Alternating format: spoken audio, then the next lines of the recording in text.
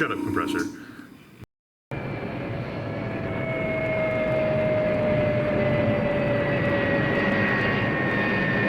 Off with 4 at 1-8, over. Roger, take care.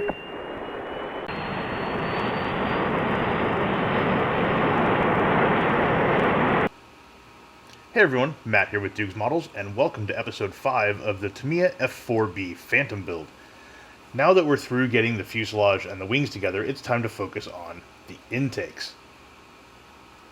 So I built these up in my test fit review, and they were phenomenal. I mean, almost to the point that I don't think there's going to really need to be any filler or anything like that, except for maybe one area. So the way they go together, you can see, here's one trunk, for example. It kind of hangs out here like this. You plug the turbine face in just like so. Boom, there you go. Once you get the sides glued up, you really, even though there are these things in here, I don't think they're going to be all that visible just the way that the intake breaks down. Because you then take it, slot it into this, and there you go. And once this is on the side of the Phantom, getting a view like this where you can see a little bit of gappage is almost impossible.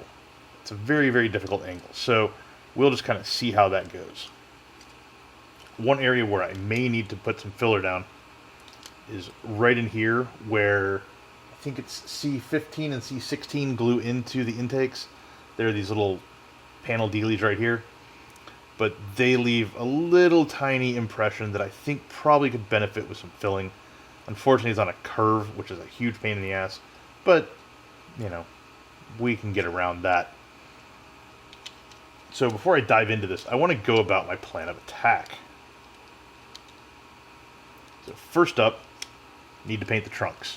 These are going to be white. I am probably going to use some Guns GX white because it covers like nobody's business, and use that in place of primer, and then come in with some sort of off-white, so maybe something like MRP light Arctic gray or clear oak linen, something like that, to just dirty it up a bit.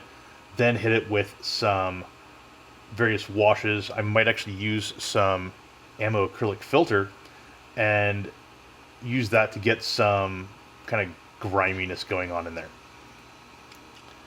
Need to paint these little fuckers. Let's see, what color do they need to be? They need to be aluminum or metal. So yeah, paint these fuckers at the same time that I paint the turbine faces. Get that stuff sorted out. On these, this is where it gets a bit interesting. So the outside is obviously light gold gray, but right up front, this lip is corrugated, so it needs to be aluminum. The inside plate, so in here is white. Fun times. This plate, all this right up here is light gold gray, but then this piece needs to be white. And because Tamiya, fucking compressor, because Tamiya molded this as like one part, I basically, no matter what, need a mask, so I went ahead and just glued it all together anyway. And yeah, once all that stuff is painted, it's just a matter of kind of bringing it all together. And fortunately, the way that these things go together, like the glue areas are basically going to be back here on the backside where they're almost hidden. So you can just, put a little bead of extra thin right there, repaint that particular area, and not have to worry about fucking with any of the crazy stuff that's going to be going on this side of the intakes. So first up, let's prime some shit. Actually, scratch that. First up, let's go ahead and do a little bit of filling on this little line here. I'm going to use some ammo black CA because that stuff won't shrink under attack from a powerful lacquer like GX1. And we have to sand it back, but that's not a big deal.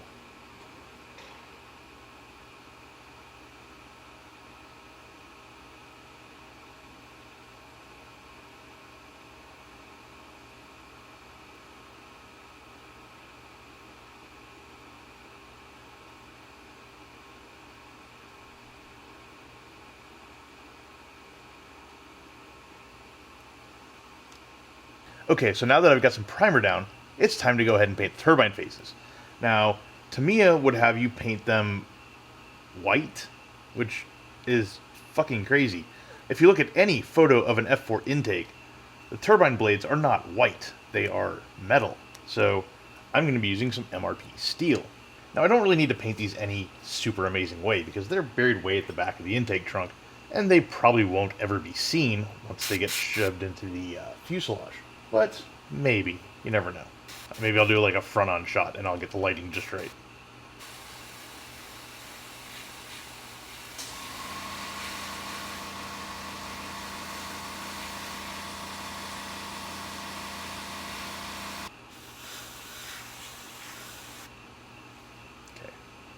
Good enough. Then a wash will finish that out. Okay, next it's time to move on to the core guard, which runs along the leading edge of the intake. And for this, I'm going to be using some good old Tamiya LP11 Silver. One of my favorite paints, and it just happens to be perfect for representing core guard, which was a corrosion control measure put to the leading edges because jets flying fast tend to chip. So put this extra durable metallic lacquery thing on there, and it kind of protects it.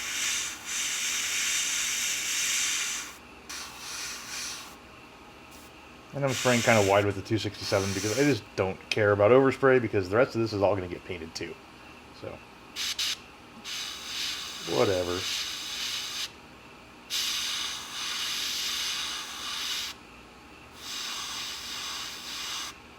Okay, so there's one intake. Let's get the other one done.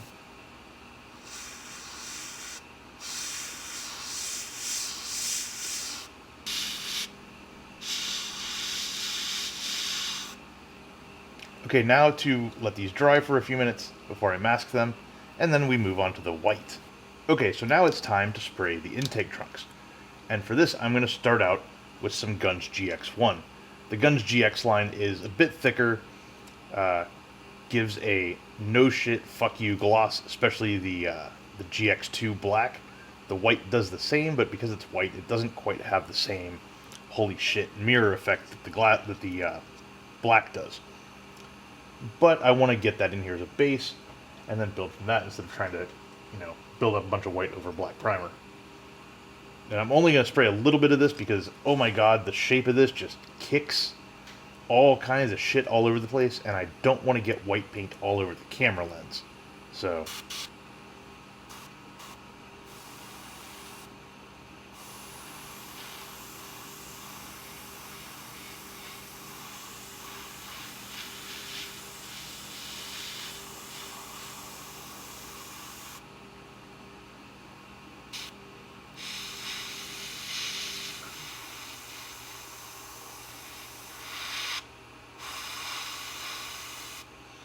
this stuff is weird in that it likes to go down pretty wet.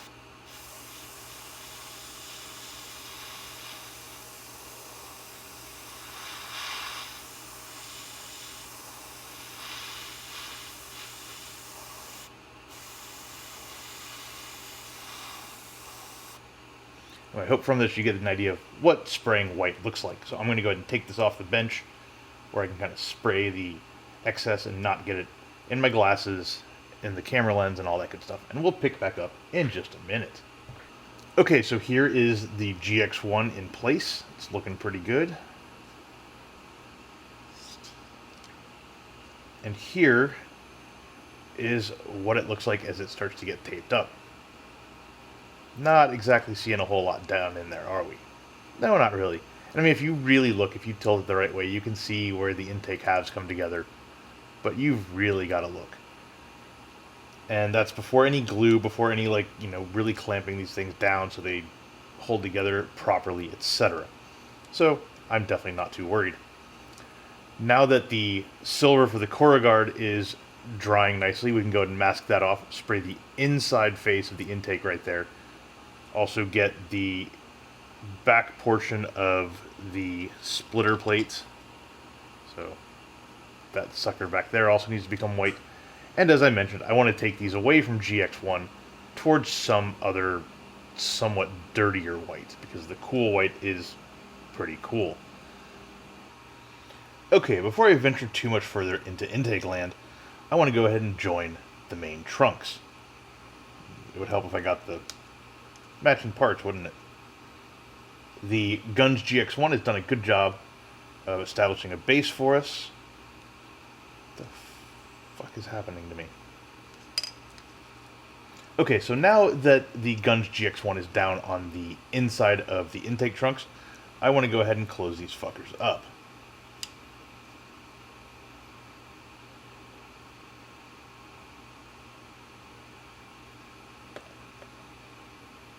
So for this, it's just a matter of Tamiya extra thin.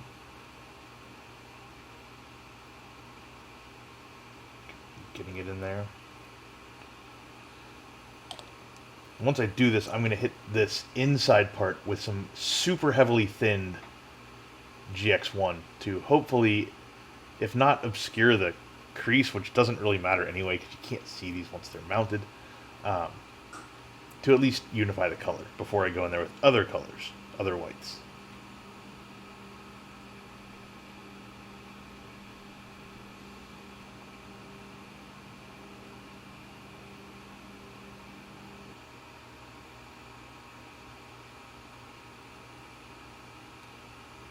Okay, while the intake trunks do their thing, let's go ahead and paint the intake housings. The outside of this needs to be light gold gray. I've gone ahead and masked off the silver for the Cora guard, and the inside needs to be white. And yes, I know that there is an injector pin mark there. I am not worrying about that, because you have to find a certain angle that will be almost impossible to find in order to see that, so fuck it.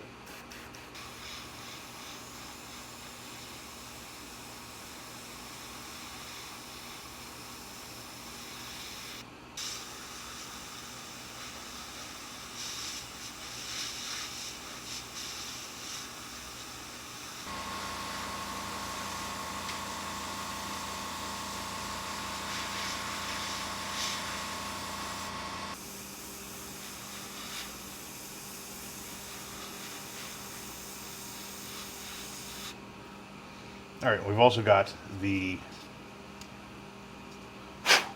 back of the splitter plates.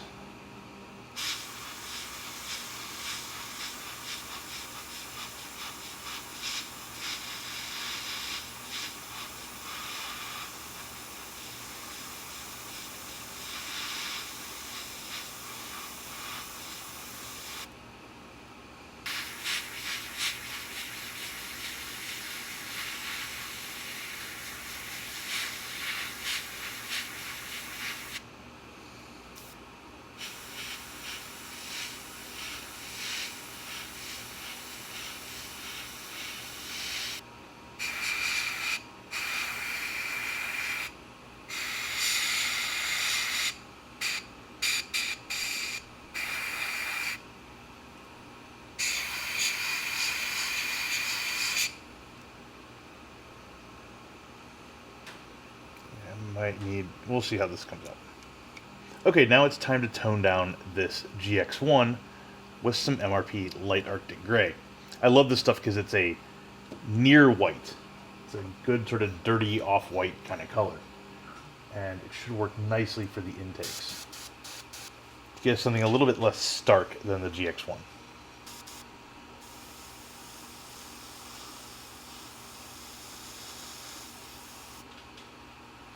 You can already tell the difference right there.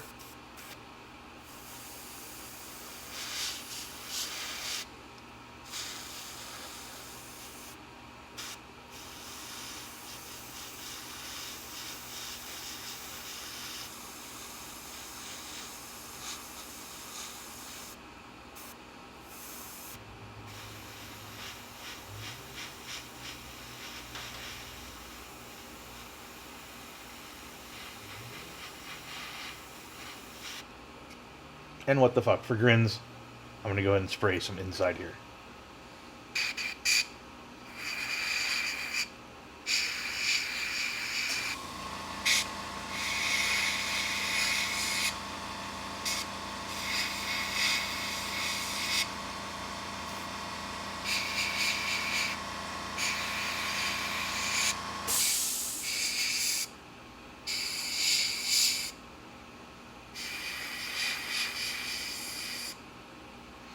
I need to pull this off the bench so I can blow paint all the way through it. Okay. Intake, fun. Alright, you get the idea what's going on. Let me finish the rest of these. Okay, next up, it's time to establish some light gold gray. So I've gone ahead and masked everything off. The white is nice and protected. And I'm going to start building a base coat for the light gold gray with some of this SMS light gold gray that I just got in the mail the other day.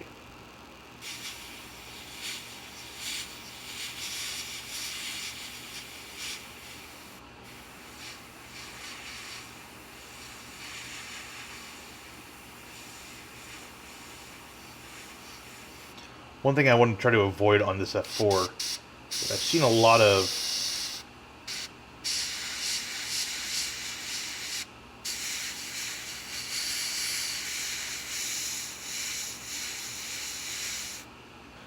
One thing I want to try to avoid on this F4 that I've seen a lot of in various builds so far is the light gold gray getting suspiciously dark.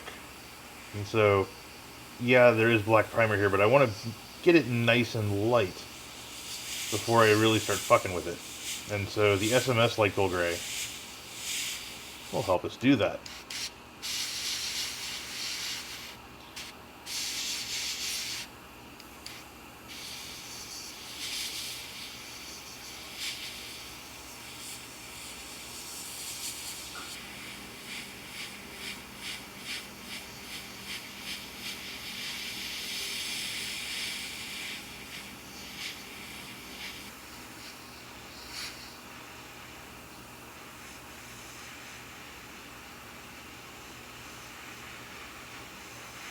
Next, let's move on to one of the intake housings.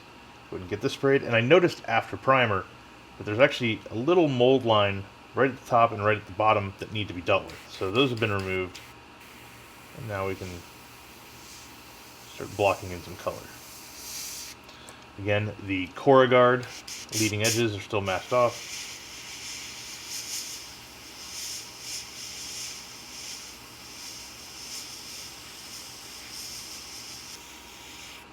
And honestly, my main focus here is like the, I would say from right here up, because I want to be able to unmask that Corrugated and then not have to worry about masking it again, basically.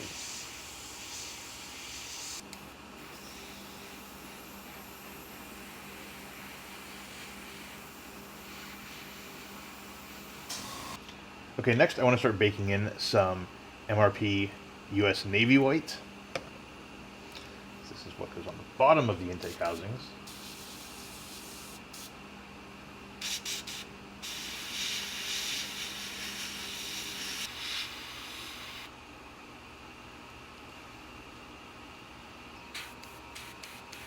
Now I'm just adding a little bit of shading.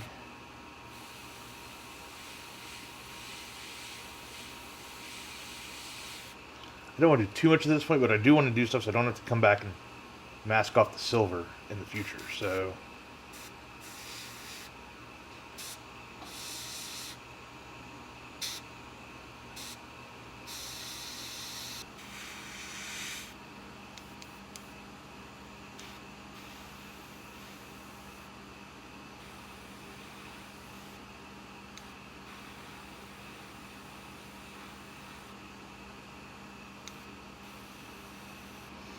okay, now I'm going to go install these guys into the inside of the intakes using a bit of Mod Podge.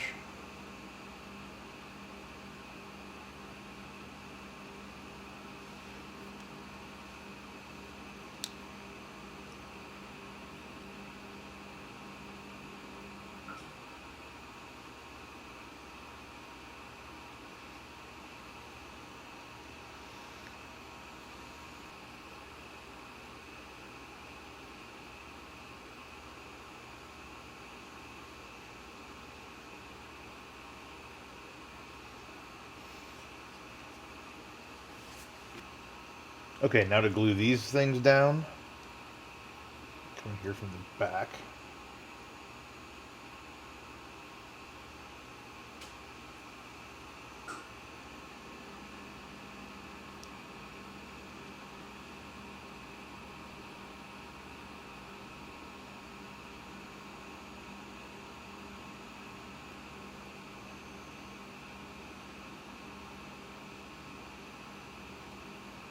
Okay, before I get too much further into the intakes here, I need to stop and deal with a mistake that I made, which is forgetting to remove these little ECM bumps. Yes, they're called out in the instructions, and yes, I just overlooked them in my fervor to cut out the right parts.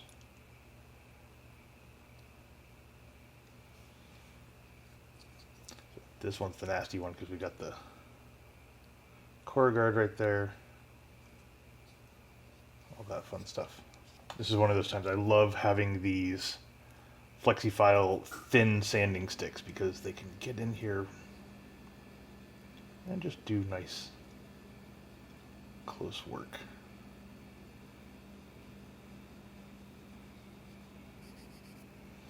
Back here doesn't matter as much because it's going to get repainted anyway.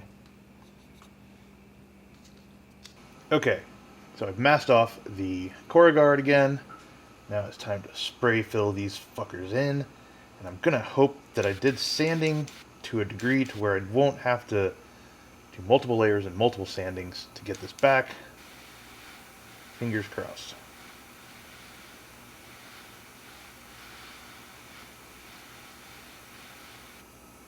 I'm starting my fill with dark gunship gray. Why? Just because.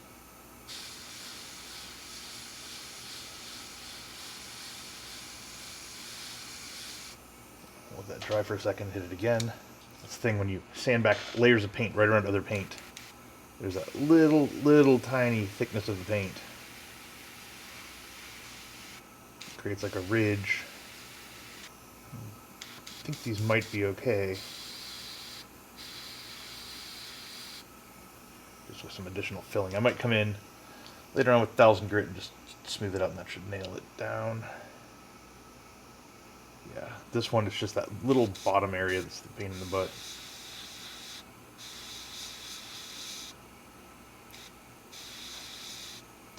Good news for me is that's far away from the core guard. Yippee. Okay, so while I wait for the dark gunship gray to dry up a little bit so I can get rid of that ridge thing, once I add a few more layers, I'm going to go ahead and place a stencil down in the intake. These are from the AOA sheet. AOA would kind of have you place them somewhere, in the middle. Tamiya would have you place them at the very bottom. I'm going to kind of shoot the middle and go sort of bottom 2/3. Or sorry, bottom third. Now, I really should have done this back before I closed these.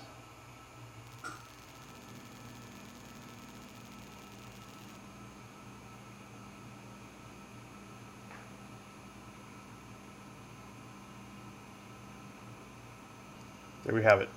Stencil buried way back in there. Okay, so now that this is dried up a little bit, let's go ahead and sand it back very slightly.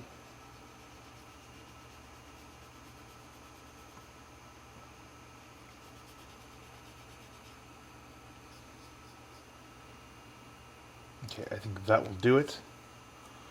A little bit of fiberglass pen action here just to smooth up the surface.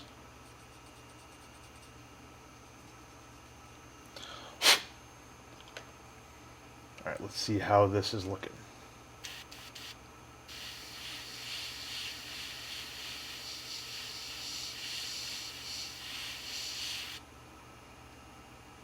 Yep, that did it. Sweet. Okay, so while the repainting of the intakes here continues, I'm going to go ahead and take a quick break and make the turbine blades a bit starker with some Guns Mr. Weathering Color Multi-Black. I'm going to go far starker than I normally would. Just cognizant of the fact that these things are way in the back and basically invisible. So whatever contrast bump we can give, let's do it. That's the entire thinking here. Way back in episode 1, if you remember, I went a bit crazy with tones and whatnot on the exhausts and like the flame holders and stuff, and they're not visible at all. So I'm trying to just balance it here, and we have a nice bright LP11 silver. We've got some black, and that should just kick it up enough to still be invisible, but you never know. Maybe somebody will come along with a pen light and appreciate it. Come in with a bit of Bodro's mineral spirits. Basically just using the mineral spirits to get the worst of the gunky shit off of the actual fan blades themselves.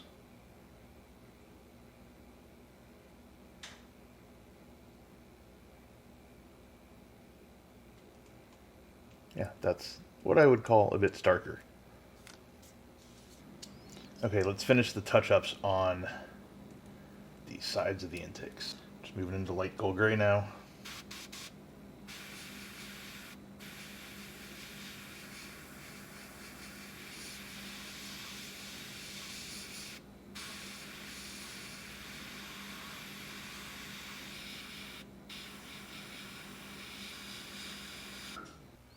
And voila!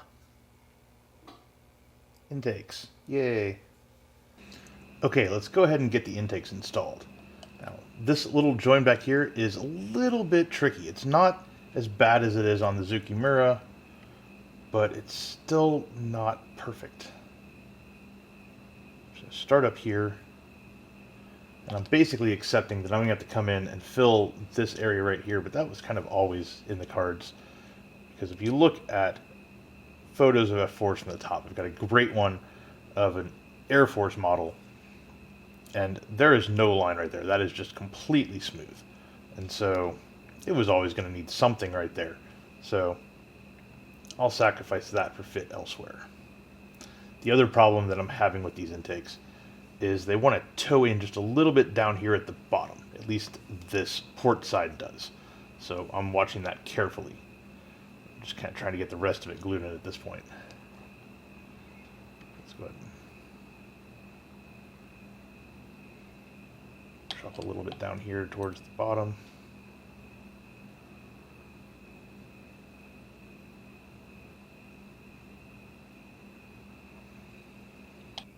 Okay. I think it's dried up that we can go in and attack the lower portion now.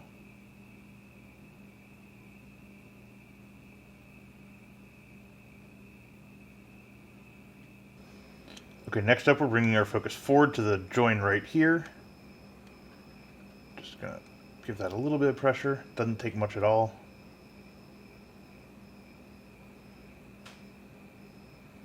Get that shit closed up.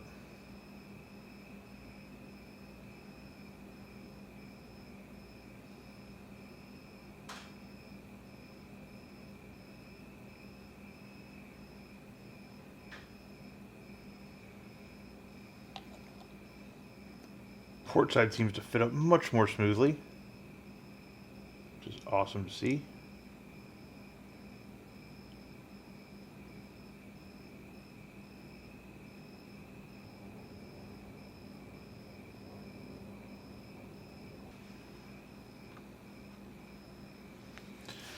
Okay, intakes are glued in, for better or worse. Now to let these sit for a little bit, and then to deal with these awesome seams up top. Okay, so next it is time to go ahead and put some putty into the gaps on the top of the intakes. And for this I'm using, I think it's Magic Sculpt, I don't know. I got a sample pack and none of them are labeled, they just have a bunch of warnings. Cool. So basically, this stuff is kind of like Milliput or Epoxy Sculpt, but I like it a little bit more.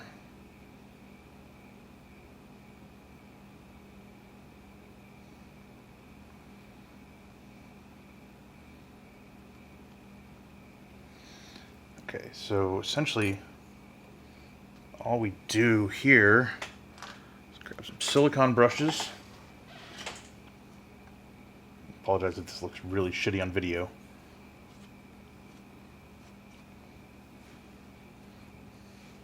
So first things first, come in here and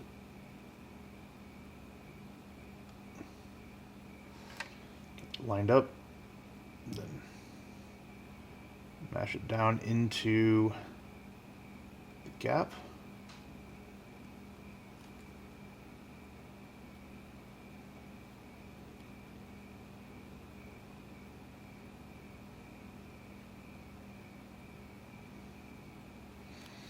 Mashing is the hardest part. Once it gets down in there, you're pretty much golden.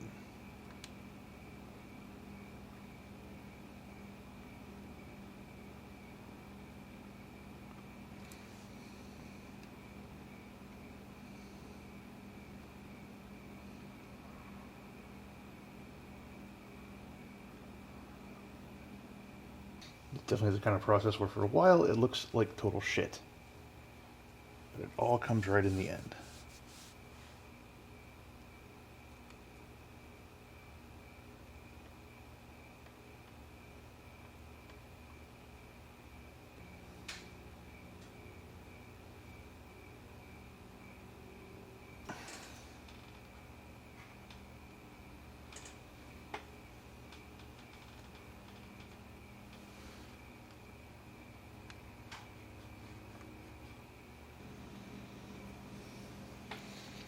And there you have it. A filled gap on the top of the intake right there. I might have to come back and do a little touch up right there. That's not a big deal.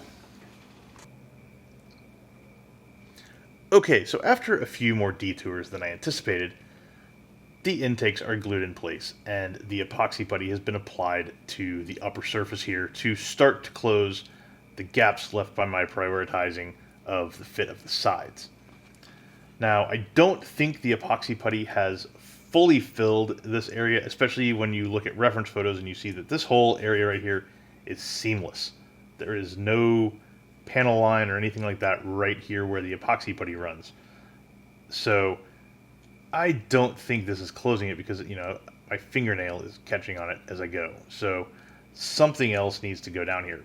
But I'm going to save that for more of like the general cleanup and putty work and sanding and whatnot that usually happens before primer. So that will be revisited. In the meantime, I think these intakes are enough of a task on their own to just make this a standalone video just about the intakes and keep it from getting too long. Because what comes next is basically installing a whole bunch of little shit. You know, it's antennas and it's little nubs on the underside and things like that. And then we've got the whole tail area back here to worry about, which honestly probably deserves its own separate video. So with that, I'm going to go ahead and call this episode 5 of the F-4B Phantom build a wrap. Thank you all for watching. I hope you had some fun. I hope you either learned some things or had a good laugh at my expense, whichever works. Stay tuned for the next part soon, and I will catch y'all later.